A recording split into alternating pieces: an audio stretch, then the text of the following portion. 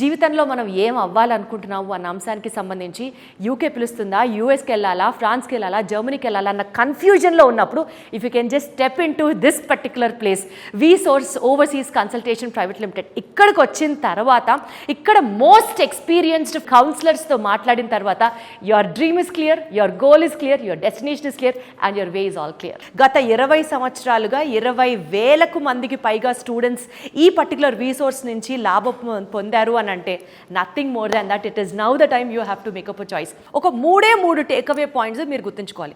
First of all, ఒక స్టూడెంట్కి 100% వీళ్ళు చెప్పినటువంటి పేపర్ డాక్యుమెంటేషన్ కనుక మీరు ప్రొవైడ్ చేస్తే 100% వీసాని తెప్పించే బాధ్యత వీళ్ళదే.